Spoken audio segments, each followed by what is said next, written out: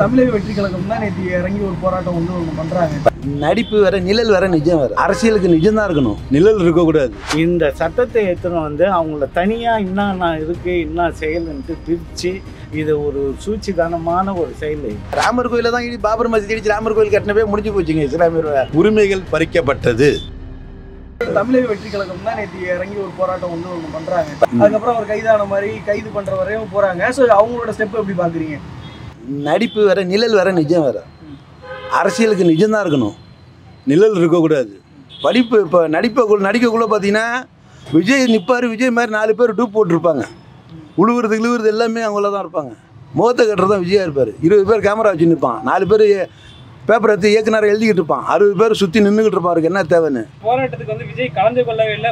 பனையூர்ல வீட்டில் தான் இருந்தாங்க அப்படின்னு ஒரு பேச்சு இருந்தார். புஷி ஆனந்தம் கலந்துக்கிட்டாரு. கட்சியின் ஒரு நிர்வாகி கலந்து எல்லாருக்கும் செயல்பாடு தானே அது. அவ்வளோதான். இது அவர்கிட்ட வேலை பார்த்தாங்களா சினிபில்ல, அவங்களுக்கு 1750 பேருக்கு ஒன்றுமே செய்யலை. ஒரு பழமொழி சொல்லுவாங்களே, மதுரையில் உள்ள, தூத்துக்குடியில் உள்ள, திருநெல்வேலியில் உள்ளவங்க ரசிக்கிற மாட்டோம். மெட்ராஸில் சாலிகிராமத்தில் இருந்து வேலை பார்த்தா பார்த்தீங்களா, இந்த குடிசை மாட்டத்தில் நின்று வீட்டில் வேலை பார்த்தா அவங்களுக்குலாம் நடிகர் சங்கத்தில் உள்ளவங்களுக்குலாம் அவர் ஒரு 10 பேருக்கு வீடு கட்டி கொடுத்து சரித்திரம் கிடையாது. தான் வருவார், சம்பளம் வாங்குற போயிடுவார். தான் சம்பளம் வாங்குவார் போயிடுவார். அவர்கிட்ட சினிபில்ட்டு வேலை பார்த்தவன், தட்டு கழுந்தவன், சாப்பாடு போட்டவன், கேமரா தூக்கிட்டு ஒடியாந்தவன், அவன்லாம் வாழ்க்கையில் முன்னேற்றமே இல்லை. இன்றைக்கி தருமாதிரி தான் நின்றுட்டுருக்கு. விஜயபுரத்துக்கு அவர் சம்பாதிச்ச காசை வருமான வரியில் 2022 மாட்டினார். அதை கவுந்து பண்ணினார். அதை காக்கிறதுக்காக அரசியலுக்கு வருவார். இவ்வளோதான் இதுதான் அரசியல். அவங்கவுங்க பணத்தை காக்கிறதுக்கு அவங்க அரசியல். 2022 வருமான வரி அவரை 2 திருப்பி ரைடு விட்டாங்க. அதெல்லாம் இல்லை படத்து அந்த ரைடு விட்ட வருமான வரி அதிகாரி நைட் 10 மணிக்கே ட்ரான்ஸ்ஃபர் பண்ணிட்டாங்க. அதனால் அவர் அரசியலுக்கு வர்றாரு. அவங்கவுங்க பணத்தை கவுந்து பண்ணுறாரு. அவரும் ஒரு விதத்தில் நாளைக்கு கூப்பிட்டு பிஜேபியில் மிரட்டுவாங்க. கண்டிப்பாக பிஜேபி போயிடுவார். ஒன்றும் இல்லை, சந்திரசேகரை கூப்பிட்டு சொன்னால், அவங்க அப்பா கூப்பிட்டு சொன்னால் ஒன்று எகிரிடுவார் பிஜேபிக்கு.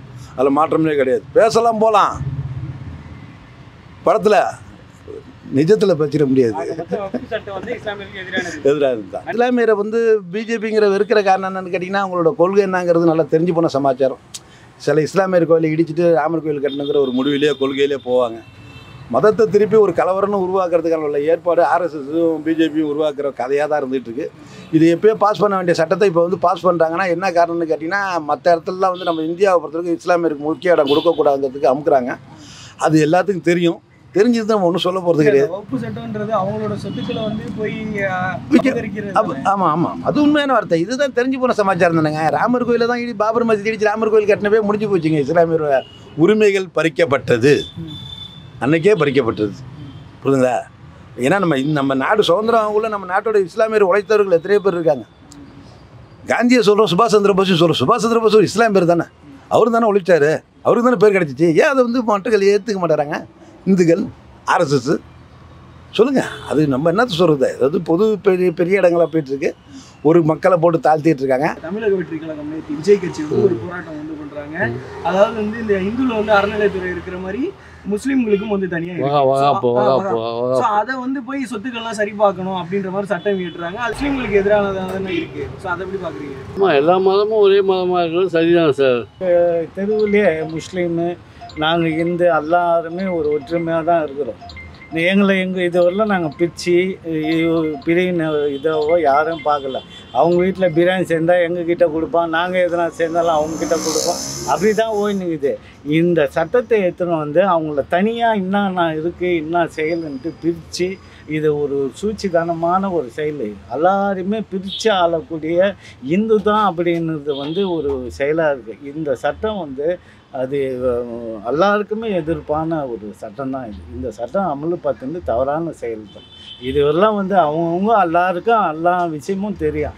அப்படின்றப்ப இதை போட்டு தான் இந்த சட்டத்தை இது பண்ணி தான் ஒன்றா பிஜேபி என்றைக்கு ஆட்சிக்கு வந்ததோ அதுலேருந்து எல்லாருக்குமே தலித்து முஸ்லீமு மற்ற எல்லா சமுதாயத்துக்கும் ஜாதியை வச்சு இதுவெல்லாம் அது போல் ஜாதின்னு பார்த்ததே இல்லை. ஆனால் இப்போது இந்த ஜாதியை வச்சு அவங்கவுங்க பெரிய ஒரு இது பண்ணிங்கிற ஒரு சூழ்நிலையாக இருக்குது. இந்த சட்டம் தப்பான சட்டம் தான் இது. இதனால முஸ்லீம்களுக்கு என்னென்ன இழப்பு ஏற்படுது? அவங்களுக்கு இப்போ அந்த கணக்கு எடுக்கணும். இப்போ அப்பத்துலேருந்து இவங்களுக்கு எவ்வளோ தொகை இருக்குது, இவ்வளோ முஸ்லீம் எவ்வளோ இருக்குது அப்படின்ட்டு ஒரு நேற்று டிவியில் கேட்க வேண்டிய ஒரு சூழ்நிலையாக இருக்குது. அப்போ அதெல்லாம் வந்து அதை இவங்க வந்து அந்த சட்டம் மூலிமா வந்து கட்டுப்படுத்தி அதுக்கு எது நல்லது எது கெட்டதுன்றதை வந்து இவங்க செயலை வந்து இதில் இவங்க அதிகமாக இது பண்ணுறாங்கன்ற ஒரு நோக்கத்தில் இவங்க பண்ணுறாங்க. இது எங்கே போய் முடியும்ன்றது தெரியல. தமிழக வெற்றி கழகம் நேற்று ஒரு போராட்டத்தை வந்து முன்னெடுக்கிறாங்க.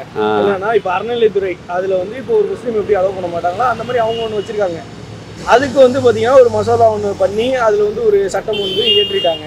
ஸோ முஸ்லீம்களுக்கு எதிராக அது வந்து முஸ்லீமுக்கு வந்து இவங்க என்ன பண்ணுறாங்க, தமிழக அரசு என்ன பண்ணுறாங்க, அவங்களுக்கு எல்லாம் தேவை, எல்லா மக்களும் தேவை, ஜாதி அடிப்படையில் ஒதுக்கக்கூடாது.